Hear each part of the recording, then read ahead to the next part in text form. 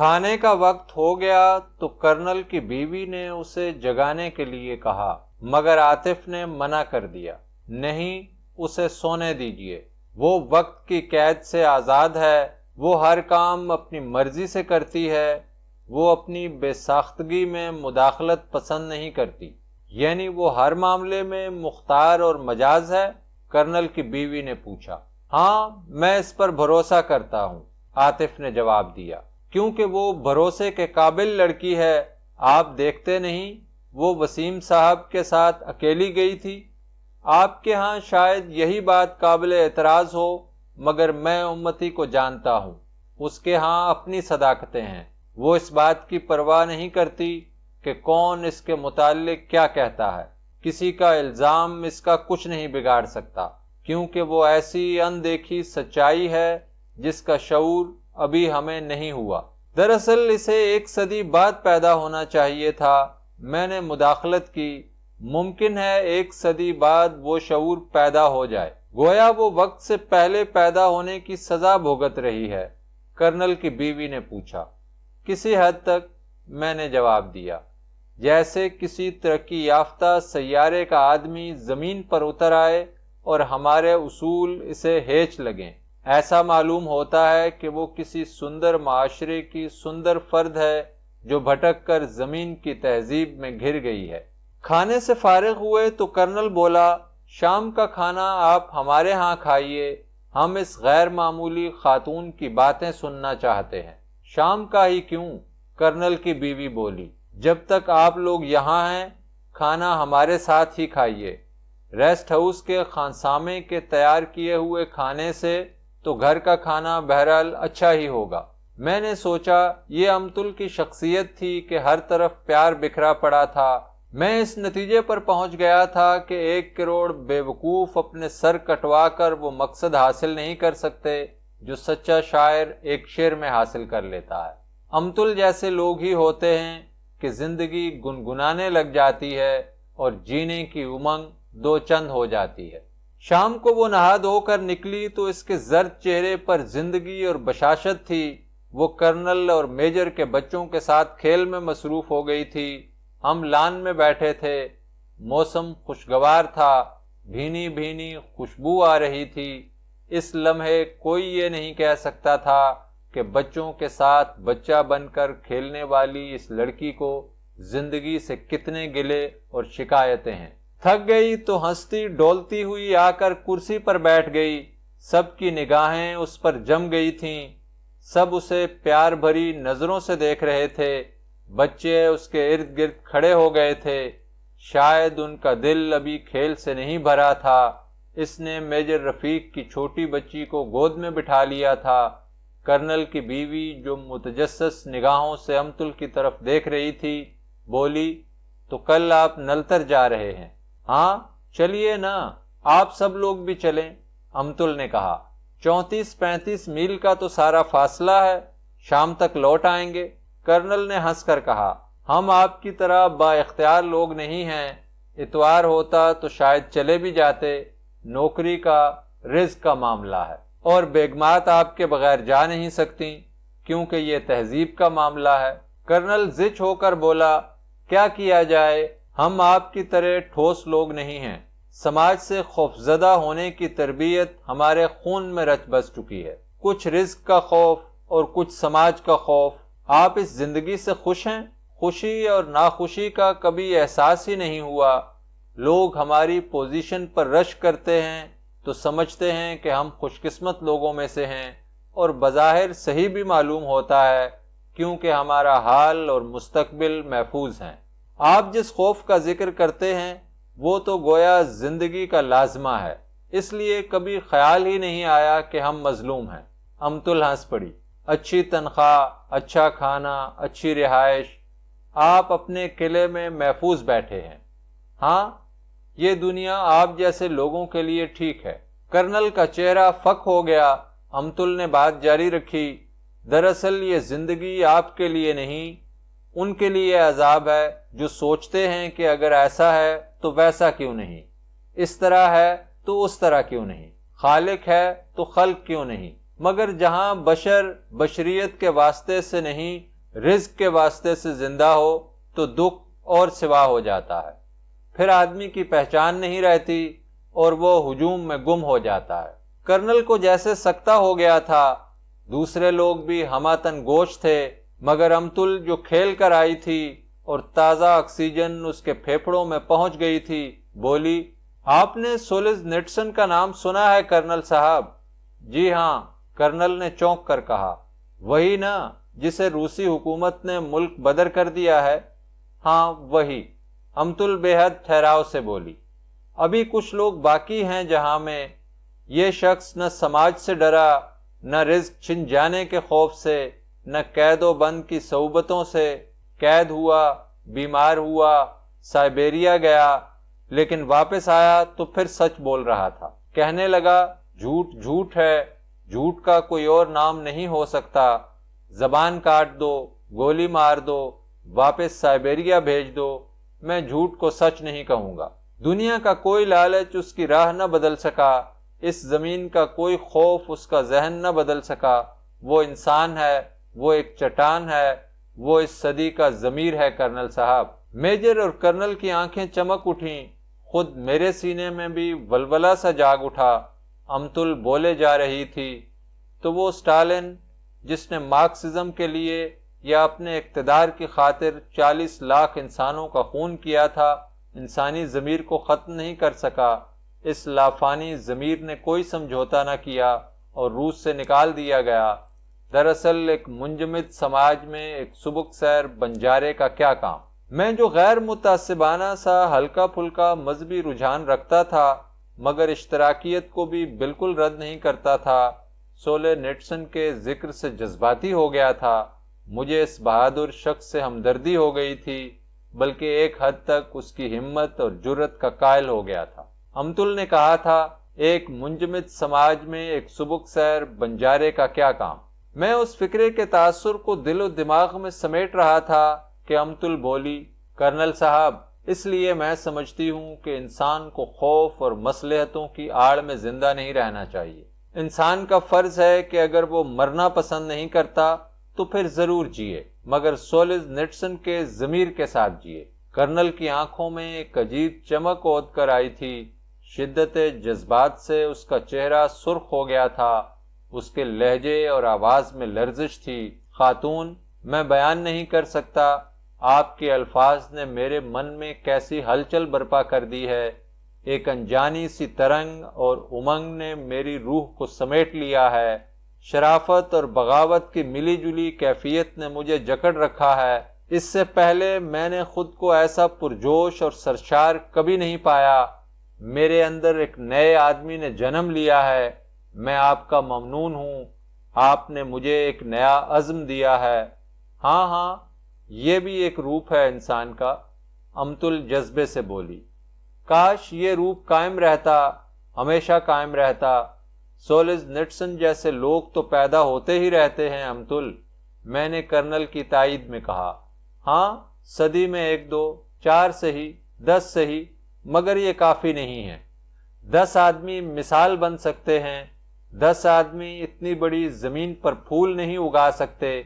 جب تک سائبیریا سے آخری قیدی بھی ماسکو واپس نہیں آ جاتا، یہ دنیا سکھی نہیں ہوگی۔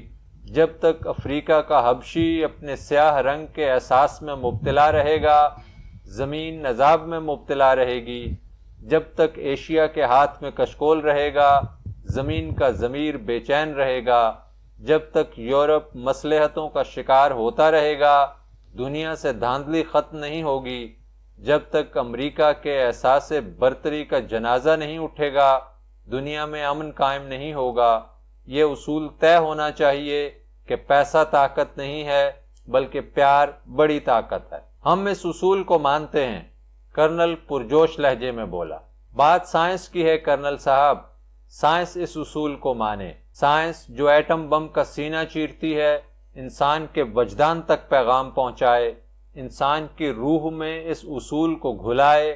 مریخ اور اس سے بھی آگے پہنچنے سے پہلے اسے یہ نزدیک کا کام ختم کرنا چاہیے۔ احترام آدمیت ہر چیز پر مقدم ہے۔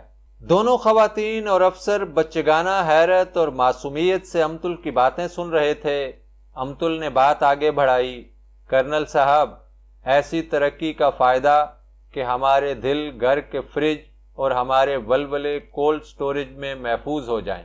ہم اس تہذیب کا کیا کریں گے کہ آدمی آدمی سے برگشتہ ہو جائے؟ نہیں، مجھے ایسی زندگی نہیں چاہیے۔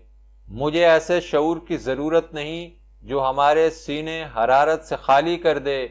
زمین کو اب بھی ایسے آدم کی ضرورت ہے جو ہوا کے بہکاوے میں آ جائے۔ بچے جو ناقابل فہم گفتگو سے بور ہو رہے تھے، اشاروں ہی اشاروں میں خاموشی سے کھسک گئے تھے اور دوبارہ کھیل میں مصروف ہو گئے تھے۔ میں نے سوچا، غم ان کا جن کو غم کا شعور ہو، کوئی رنجیدہ ہو ان کی بلا سے، وہ اپنا کھیل جاری رکھیں گے، شاید یہی ثبات زندگی کی دلیل ہو۔ ڈنر کے بعد کافی کا دور چل رہا تھا تو کرنل کی بیوی نے پوچھا، آپ کی باتیں اتنی اچھی ہیں کہ فوراً سمجھ میں آ جاتی ہیں۔ آپ نے بھی تو سوچا ہوگا کہ زندگی کیسے گزارنی چاہیے۔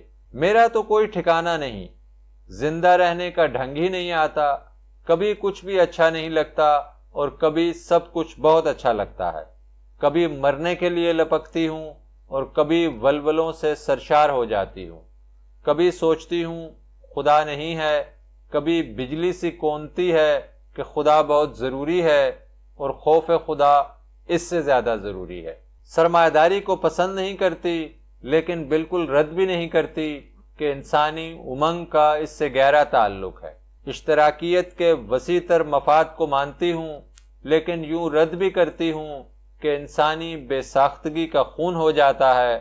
پھر سوچتی ہوں کہ اگر مذہب، سرمایہ داری اور اشتراکیت تینوں میں اپنی اپنی خوبیاں ہیں تو تینوں کی منتخب خوبیاں یکجا کر لی جائیں اور ایک نیا تجربہ کیا جائے۔ میں نے خوش ہو کر کہا، ان تینوں کا امتزاج تو اسلامی سوشلزم ہوا نا؟ اچھا، وہ حیرت سے بولی، پھر تو کچھ لوگ بدک جائیں گے۔ مذہب سے میرا مقصد خدا کا احساس ہے۔ جیسے کافی کا ذائقہ ہوتا ہے اور اسے ہماری زبان محسوس کرتی ہے، اسی طرح خدا کے احساس کا ذائقہ ہر دل کو محسوس کرنا چاہیے۔ امتل، مجھے خوشی ہوئی کہ آپ کو خدا کی ضرورت محسوس ہوئی۔ وسیم صاحب، مجھے ڈاکٹر کی بات اچھی لگی تھی کہ خدا کو نہ مان کر انسان کو کیا فائدہ پہنچ سکتا ہے۔ میرا خیال ہے فائدہ کے بجائے نقصان ہی ہوگا۔ اس طرح درندگی اوت کر آئے گی، ضمیر کی گرفت ختم ہو جائے گی اور احساس زیاں باقی نہیں رہے گا۔ میں خدا کے احساس کو مذہب نہیں کہتی، کیونکہ مذہب تو کسی خاص گروہ، طبقہ یا قوم کی فلاح و بہبود تک محدود ہو جائے گا۔ خدا کے احساس سے میری مراد یہ ہے کہ یہ احساس ہماری روح میں گھل مل جائے، دنیا کے ہر آدمی کے قلب و ذہن میں یہ احساس جاری و ساری رہے، پوری نوع انسانی کی سربلندی ہو، پوری انسانی تہذیب کی معاشی، سیاسی، فکری اور اخلاقی راہ ایک ہو جائے اور ہم ایک نئی بصیرت اور نئی روشنی کے احساس سے نئی زندگی تخلیق کریں۔ کرنل پھڑک اٹھا، ہاں، ایسا ممکن ہے، ایسا ہو سکتا ہے ایسا، کاش ایسا ہو جائے۔ وہ حسرت اور مایوسی کے لہجے میں بولی، میرے لہجے میں بے یقینی اس لیے ہے کہ میں انسانی ذہن پر اعتقاد نہیں رکھتی، بس یہ میری خواہش ہے، ان خواہشوں میں سے ایک جو شاید کبھی پوری نہ ہو اور جو عموماً پورا نہیں ہوا کرتی۔ کرنل کی آنکھوں کے دیے پھر بجھ گئے۔ امتل بولی، میں نہیں سمجھتی کہ جو کچھ میں کہہ رہی ہوں حرف آخر ہے۔ انسان کی بھلائی ضرور چاہتی ہوں، کچھ نیک تمنائیں بھی رکھتی ہوں، لیکن جہاں تک مذہب کا سوال ہے، کوئی بھی مذہب ہو، مذہب سے دیوانگی کی حد تک شیفتگی نے زمین پر فساد ہی پھیلائے ہیں۔ مذاہب نے رابطے کے بجائے تعصب بڑھایا ہے، اسی طرح سرمایہ دارانہ تجربہ بھی جنگوں کو روکنے کے بجائے جنگوں کی بنیاد بنا ہے۔ یہی نہیں، سرمایہ دارانہ تہذیب نفسا نفسی کی تہذیب ہے اور اب گویا موت کے دروازے پر کھڑی ہے۔ تیسرا محض عقلی تجربہ ہے، مارکسیت کا۔ اس کی بنیادی خامی یہ ہے کہ انسان سے پرندے والا وجدان چھین لیتا ہے، اس سے الہامی کیفیت اور روحانیت کا خون ہو جاتا ہے جو انسان کی سب سے قیمتی متاع ہے۔ اس لیے میں کہتی ہوں کہ کسی نئی سوچ کو جنم دینا ہوگا، اجتماع اور اتحاد و اشتراک کی کوئی نئی بنیاد ڈھونڈنی ہوگی۔ یہ بنیاد عقلی ہو یا وجدانی، سائنسی اور روحانی، یا ان سب کا امتزاج۔ بہرحال اس کی تلاش لازمی ہے، ورنہ کتنی بھی ترقی کر لیں، آسمان کے تارے توڑ لائیں، ہر انسان کے ہاتھ میں ایک ایک ستارہ تھما دیں، پھر بھی اس کی ہوس ختم نہیں ہوگی اور نہ ہی اس کی فطرت بدلے گی۔ میجر رفیق نے ایک چپ سادھ رکھی تھی، جیسے موضوع اس کی سمجھ سے بہت آگے نکل گیا ہو۔ عورتوں نے بھی صبر چارہ کر لیا تھا، البتہ کرنل کی حالت عجیب تھی۔ کبھی اس کے چہرے پر جلالی کیفیت ہوتی، کبھی مایوسی اور کبھی جھنجھلاہٹ۔ امتل کے رویے کے ساتھ ساتھ اس کی آنکھیں مختلف ایکسپریشن کا اظہار کر رہی تھیں۔ معلوم ہوتا تھا کہ اس شخص کے اندر سادگی، سچائی اور ذہانت کا ہر عنصر موجود ہے اور اس کے خمیر میں اثر پذیری کی پوری صلاحیتیں ہیں۔ بچے کھیل سے اکتا کر واپس آ گئے تھے، ان کی اجلی اجلی آنکھوں میں نیند کی پریاں ناچ رہی تھیں، اور ماؤں کے لیے اچھا بہانہ تھا کہ شوہروں کو اس بے مثل لڑکی کے سحر سے آزاد کرا سکیں۔ اس لیے سب اپنے اپنے کمروں میں چلے گئے۔ کمرے کی بتی جلا کر ڈریسنگ ٹیبل کے آئینے میں مجھے اپنی شکل بہت اچھی لگی۔ میں نے مسکرا کر اپنی آنکھوں میں جھانکا، یہ آنکھیں آج فروزاں تھیں۔ امتل کے نئے روپ سے میرے من میں جو کرن پہنچی تھی، اس نے میرے سارے وجود میں اجالا بھر دیا تھا۔ اٹالین سیاح کا ذہنی سفر، جھیل سیف الملوک کے دامن میں کوہستانی عورت کا جھونپڑا اور اس کا سکون، وزیر خان کے کنبے کا گداز، ڈاکٹر کا بے ریا کردار اور اس کی بیوی کی دل میں اتر جانے والی جی۔ اس سفر میں تو میں نے پایا ہی پایا تھا، ہر پڑاؤ پر قندیل روشن ہوئی، ہر قدم پر زندگی نے نمو پائی، ہر موڑ پر رازداں ملے، ہر منظر نے نیا ولولہ دیا اور ہر صبح نے نئی منزل کی نوید دی۔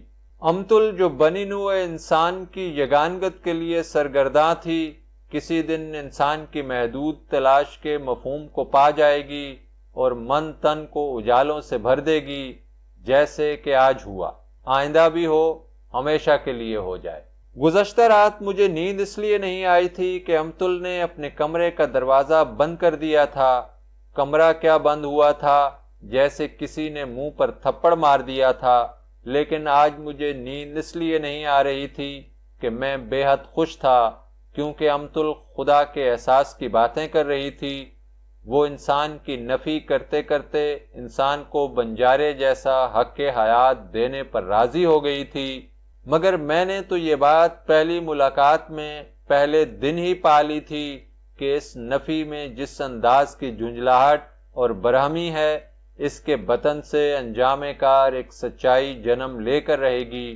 سچائی ہر صدی میں زندہ رہی ہے، کبھی سقراط کے نام سے، کبھی حسین کے روپ میں اور کبھی سولز نیٹسن کے انداز میں۔